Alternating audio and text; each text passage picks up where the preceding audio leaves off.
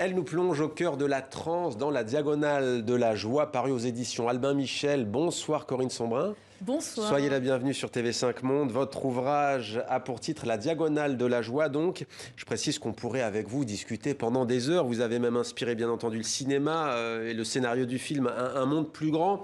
Alors, cette fois, vous vous intéressez à la transe. D'abord, peut-être de manière générique, la transe telle qu'on la connaît, c'est un état second, ayant à la fois une dimension psychologique et une dimension sociale. Dans la tradition chamanique, c'est quoi la transe ? La transe, c'est pour eux un moyen d'accéder à ce qu'ils appellent le monde des esprits. Voilà, l'invisible, le rapport à l'invisible est complètement différent dans ces traditions, dans la mesure où pour eux, l'invisible est rempli d'informations.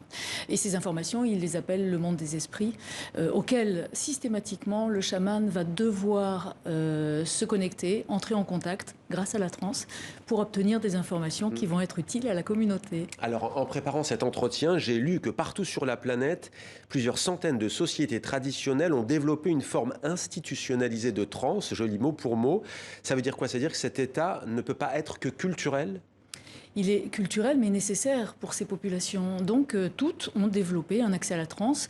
L'état de transe est atteint par chaque population. En revanche, l'induction de la transe est différente en fonction des cultures. Donc certains vont utiliser pour accéder à la transe des plantes psychoactives, des instruments, des percussions, la danse. Tout ça est nécessaire pour eux, pour accéder à ce monde des esprits qui va donner des informations utiles à la communauté. Ouais. Donc on est tous des chamans qui s'ignorent? Alors on n'est pas des chamans. On peut pratiquer la transe, c'est-à-dire on a découvert par nos recherches que la transe est un potentiel cognitif, qu'on a tous accès à la transe, mais la transe reste une technique qu'utilisent les chamans et qu'ils ont l'intelligence d'utiliser. Mais c'est pas parce que je donne toujours cet exemple, c'est pas parce qu'on sait réciter une prière qu'on est curé. Voilà. Donc ça fait une différence. C'est-à-dire qu'on peut pratiquer la transe dans le cadre d'une culture qui a une fonction dans la communauté, mais si on pratique juste la transe en dehors de cette culture et d'une expression de rituel et d'expression culturelle, on pratique la transe. Et vous la pratiquez?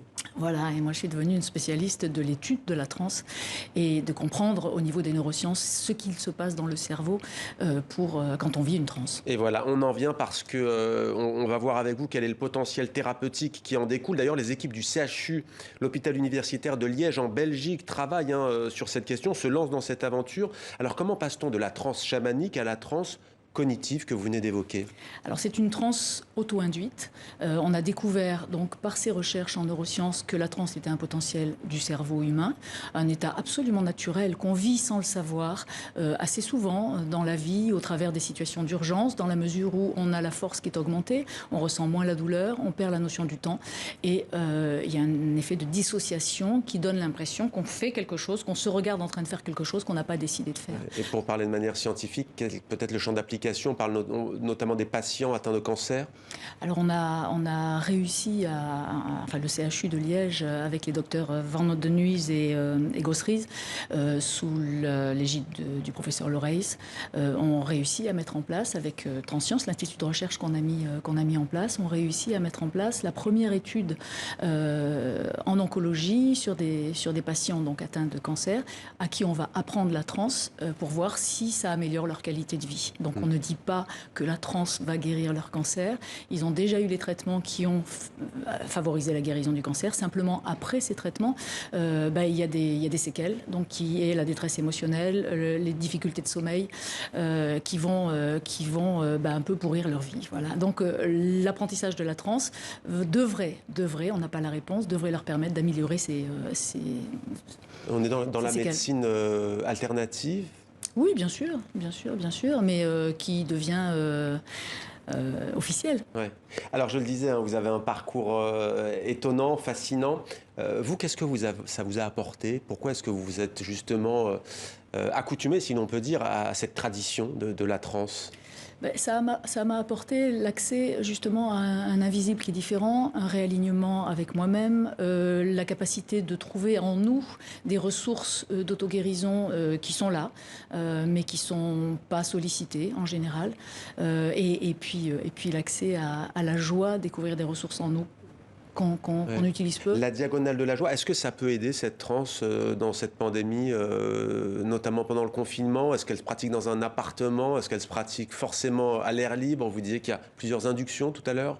Oui, alors nous on a mis au point une méthode qui permet d'accéder à la transe par des bandes sonores qu'on a mis en place avec des chercheurs dans le cadre de l'Institut Transsciences.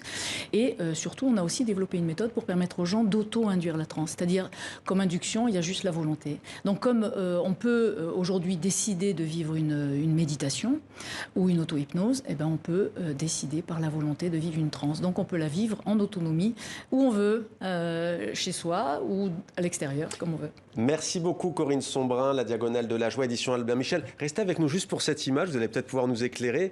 L'équinoxe, je vous vois sourire, l'équinoxe de printemps, ça se passe au Mexique comme chaque année. Voilà, on est quand même dans un site mythique, site préhispanique de Teotihuacan. C'est donc au Mexique. Il y a à Mexico aussi ces célébrations. Est-ce que c'est un rite chamanique aussi de célébrer l'équinoxe de printemps ? Oui, bien sûr, ça fait partie des grands rituels qu'on fait dans la nature. Parce que l'idée, c'est de capter, pardonnez-moi, soit de lever les bras au ciel, mais c'est de capter l'énergie et l'esprit du soleil, en fait. Hein. Ben, je ne sais pas. Je ne connais pas les pratiques qui sont utilisées au Mexique. Mais en Mongolie, il y a des rituels comme ça qui sont de toute façon faits pour se reconnecter à la nature et comprendre que collaborer avec le vivant, c'est un peu ce qui nous manque aujourd'hui ici en Occident. C'est fondamental. Merci beaucoup, ce sera le mot de la fin. Merci d'avoir été avec nous dans ce journal. Merci.